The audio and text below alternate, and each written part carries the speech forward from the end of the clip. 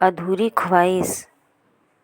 यादों का चाँद। उस रात का चाँद बड़ा खूबसूरत था, जैसे आसमान ने सितारों का मेला सजाया हो।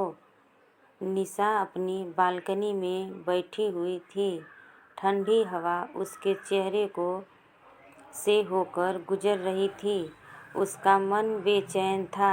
कई दिनों से मन का हाल बयां करना चाह रही थी, लेकिन साहस नहीं जुटा पा रही थी। कुछ दिन पहले ही उसकी मुलाकात राघव से हुई थी।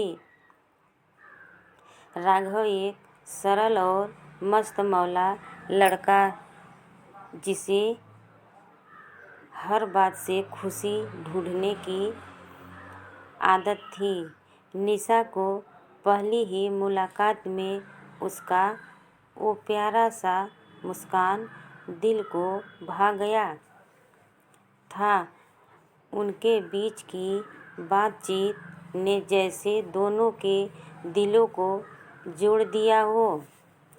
वो छोटी छोटी बातें, सड़कों पर घूमना, बारिश में भीगना और राघव का वो चुपके से निशा को देखना, इन सब में निशा की दुनिया रच चुकी थी।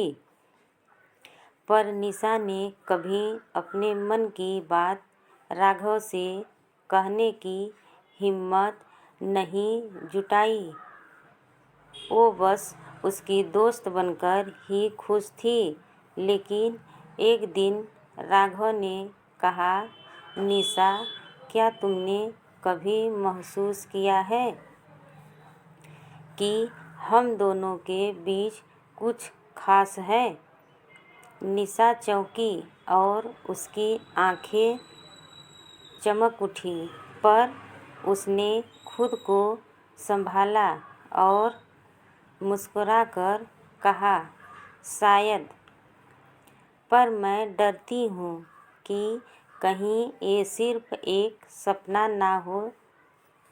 राघव ने उसके हाथ को अपने हाथ में लेकर धीरे से कहा, सपने टूट सकते हैं निशा, पर जो दिल से जुड़ा हो वो कभी नहीं टूटता।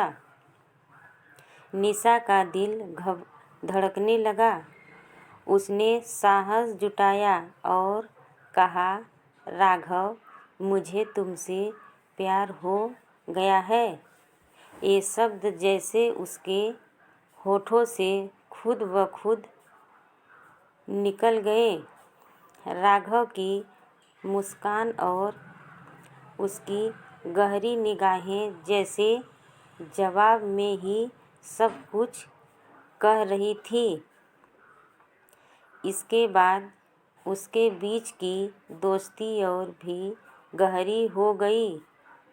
दोनों का साथ जैसे एक दूसरे की जिंदगी का अहम हिस्सा बन चुका था।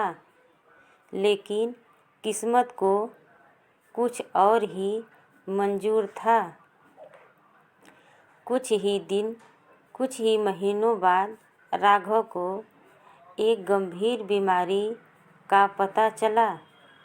उसकी हालत धीरे धीरे बिगड़ने लगी। निशा ने उसकी हर संभव मदद की, हर पल उसके साथ खड़ी रही, उसे हिम्मत दी। एक रात जब राघव अस्पताल के बिस्तर पर लेटा था, निशा उसके पास बैठी हुई थी। राघव ने उसकी ओर देखा और धीरे से बोला, निशा, अगर मैं नहीं रहा तो। निशा ने उसे बीच में ही टोकते हुए कहा, चुप रहो राघव, तुम हमेशा मेरे साथ रहोगे।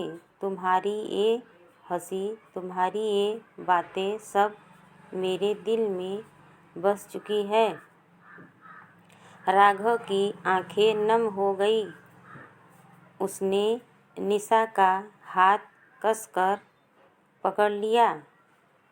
वो उसकी आँखों में देखता रहा और धीरे धीरे उसकी आँखें बंद हो गई।